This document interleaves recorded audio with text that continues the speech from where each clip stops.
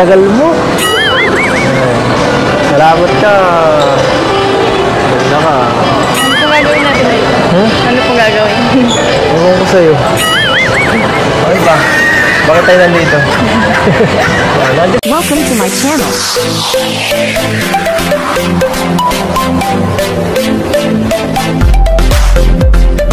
Hello everyone! Welcome back again to my channel.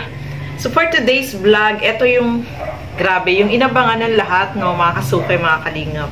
Itong EDSI, no, marami yung nag-request, syempre, at malapit na din yung debut ni Carla. Bukas na po yun. Pero dahil, syempre, kailangan ng damit nitong si Beyonce, ay ipinamili po siya, no, mga kasukay. At ang nakakatuwa, si Kalingap Edo yung pumili ng mga susuotin ni Beyonce dito sa debut ni Carla. Na-speechless tayo. So, sobrang na-excite lang tayo, mga kasukay, mga kalingap, no? Nakakatuwa silang panoorin. At eto, panoorin po natin. Ito.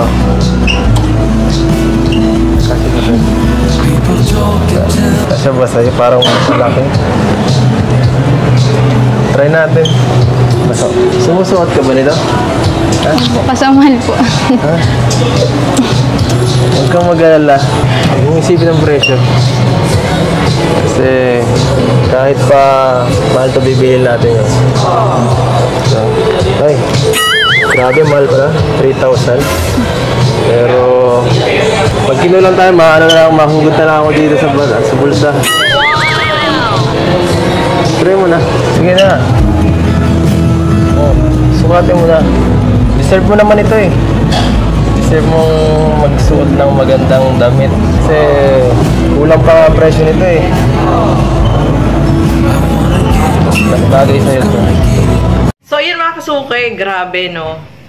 Si Edo yung pumili ng damit ni Beyonce, mga kasukay. At ang maganda dito, mahal yung presyo. Ang ganda ng presyo, no, ng damit. Pero meron naman po silang sponsor, no, 'di ba? So may nag-sponsor dito kay Beyonce para dun sa susuotin niyang damit. Kaya walang problema 'yan. So eto nga, no, nag-aalangan dito ba't ba si Carla lagi? Nag-aalala dito si Beyonce kasi nga tinitingnan niya yung presyo. Ang mahal na nga naman, no, 3,000. Ay, kung sa 3,000, yung medyo mamurahin, parang mga 3 damit na yung mabibili mo doon, di ba? So, napakamahal nung damit. Pero, sabi nga ni Kalingap Edo is, deserve mo naman yan, no? Minsan lang naman yun, no, na magsuot siya ng ganun kamahal. So, ituloy pa po natin. Kailangan mo mag-stand out. Ang tingnan. Wala akong masabi.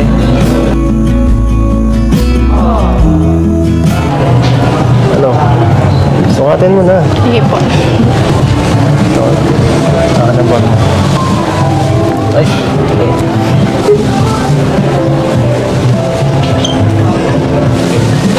Marunong ka magsuot, no?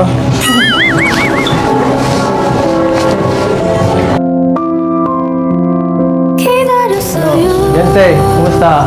Kasya ba? Yeah. Hello? Patingin ako pagka sukat mo na.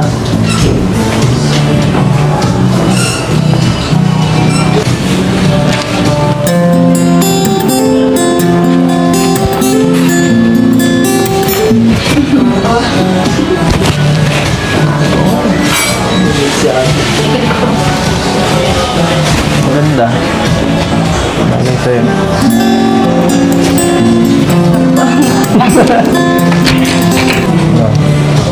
Okay lang ba sa'yo? Ha? Kahit na huwag mong isipin.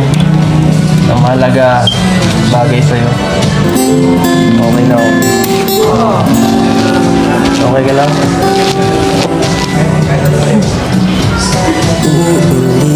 Uulitin ko sa'yo.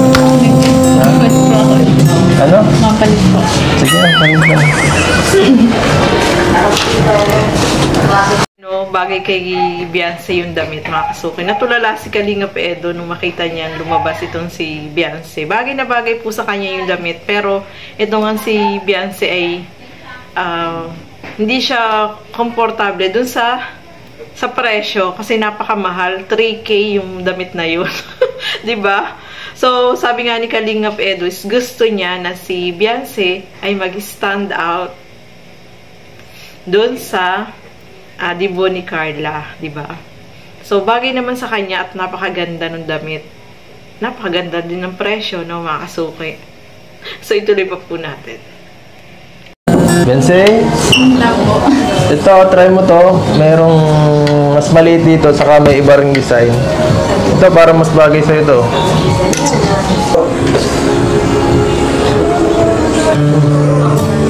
Mas bagay sa'yo ano yung fitting yan. So, okay. Try mo yung... Wala akong masay. Ganda. Try mo yun.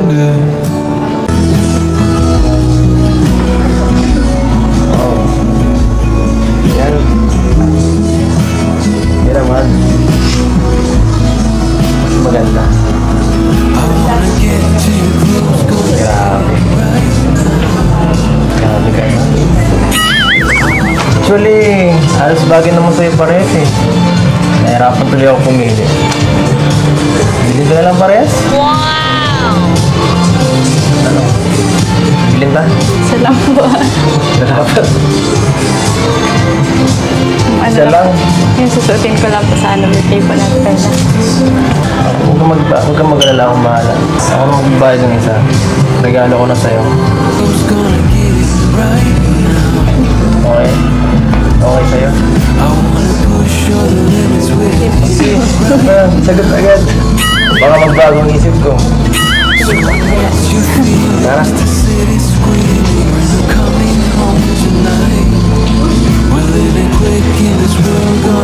Yan po mga kalingap.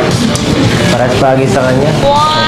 Medyo nahirapan tayo pumili, no? Kaya parehas natin binili. Yung disadvantage din pala po pag masyadong maganda, no? Nahirapan ako mag-ano. Mga kasuke, ayan. Wow.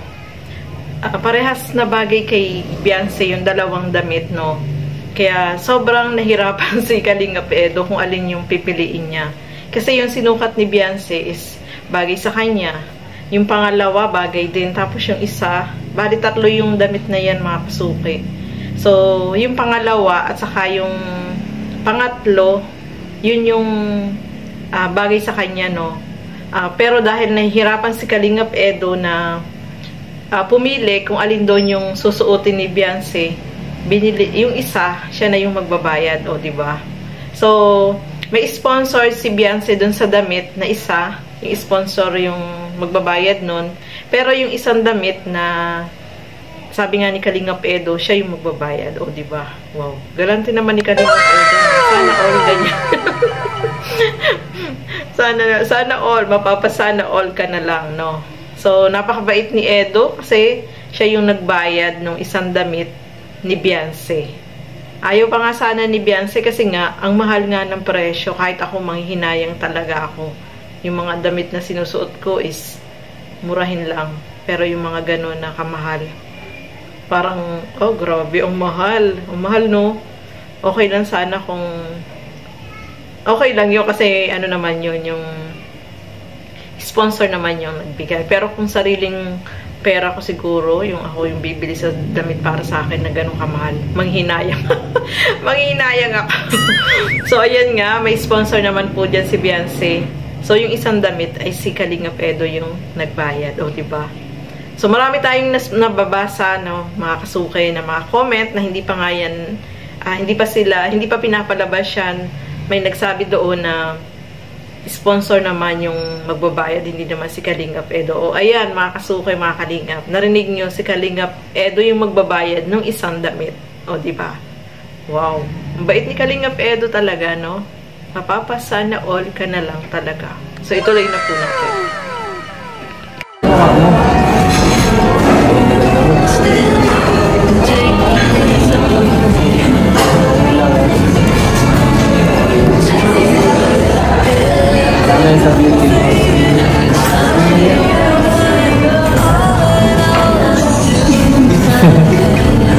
Balik ka.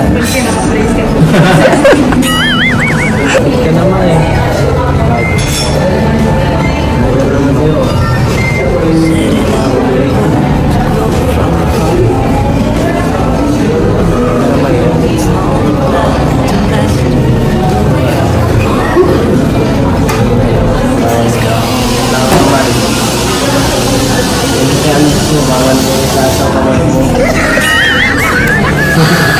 Nakakatuwa sila dyan, mga kasukay, mga kalingap. Kasi nga, itong si Beyonce is lagi niyang tinatakpan yung mukha niya, no? Nahihiya siya dito kay Kalingap Edu. Pero kung magtitiga naman sila, grabe, o diba? Nahihiya siya kasi yung ngipin niya is, ano siguro yun, yung parang sungkay, no? Yung ngipin niya. Tapos, nahihiya siya syempre, no? Kaya lagi niyang tinatakpan yung bibig niya. Kaya, ito yung big challenge sa kanya na sabi sa kanya ni Kalingap Edu, wag mong takpan yung mukha mo, wag mong harangan kasi maganda ka naman. Hindi mo kailangan takpan yung mukha mo para makita naman yung beauty, di ba? So, nahihiya dyan si Beyonce, mga kasukay, mga kalingap. Siyempre ba naman, no? Magharap kayo ni Kalingap Edu, tapos tititigan ka. Siyempre, naasiwa din siya, no? Pero, nagtititigan siya, no? Sila. Nagtitigan sila. Nakakatuwa, no? Nakakakilig, mga kasuki. At grabe, yung pinapakilig nila tayo dyan, no? So, ituloy pa po natin. Basta muna. Mabalik na lang po kami dito. Kasi hindi tayo naka-schedule, baka. Dahil nga po marami yung nag-request, syempre, alam mo naman, kapag marami nag-request, talagang pagbibigyan po ni Kalingap Rob, no? So, dinaanan nila para ma-check up yung ngipin ni Beyonce kung ano yung mga kailangan gawin. So, napakadami niya palang ipapasta, no? Puro sira na pala yung ngipin niya, no? Tapos, may isang bubunutin, no? So, 10 yung papastahan, isa yung bubunutin. Tapos, nagtanong dyan si Kalingap Rob dun sa... Kasi, syempre, sungki itong ngipin ni Beyonce. Ang pa-brace is 65K. Grabe, ang mahal, no? Ang mahal magpa-brace, mga kasuki. Kaya, natawa na lang pati si doktora nang sabihin ni Kalingap Rob na ano, sa brace na lang, wala nang pabahay. O, diba? So, napakamahal talaga, no? Basta sa ngipin, ang mahal po talaga. Kaya, ang unang gagawin kay Beyonce is papastahan lahat ng mga sira niyang ngipin para maagapan, no? Para hindi agad masira yung mga ngipin niya. So, at eto pa, ituloy pa po natin. Sakay mo siya. Makinintay ka na po din nila. Hindi ako na nihintayin. Tanda na ako, no? Yung mag-alala. Papaalam na lang ako. Grabe, no? Pinakilig tayo, mga kasukay, mga kalingap ni Kalingap Edu, no? Gusto niya talagang ihatid si Beyonce. Inihatid kaya? Yun ang tanong. So, eto pa, mga kasuki, no? Ang daming blessing na natanggap itong si Beyonce. Maraming mga pinadala para sa kanya, no? At meron siyempre na cash, no, na ibinigay itong sponsor. Isa dyan si Kuya Lito, no, na nagbigay ng pera para sa kanya. Lahat ng mga Kalingap Angels ay sinusuportahan po niya. Kaya lubos-lubos yung pasasalamat ni Kalingap Rob. Natutuwa si Kalingap Rob kasi lahat talaga ng Kalingap Angels, hindi lang isa yung tinutulungan niya. Lahat ng Kalingap Angels ay tinutulungan po niya. Kaya sobrang napabilib dito si Kalingap Rob kay Kuya Lito. So ngayon si Kuya Lito po is nagkaroon po siya ng operation sa kanyang puso, no, mga kasukay, mga kalingap. At yung update po sa kanya is success po yung naging operation sa kanya. At ipag-pray pa po natin, no, yung tuloy-tuloy na fast recovery po niya, mga kasukay, mga kalingap. Isa siya sa mga napaka-generous na sponsor na tumutulong dito sa Kalingap. Kaya ipag-pray po natin yung kanyang mabilisang recovery. So hanggang dito na lamang po muna. Maraming salamat po sa inyong panonood. At lagi po nating suportahan Bal Santos Matubang, Kalingap Rob, at Edna Vlogs. At support po natin lahat ng mga Kalingap partners, Kalingap reactors, at sa lahat po, no. So, maraming salamat po. God bless everyone. Thank you for watching. Mabuhay po tayong lahat. Bye-bye!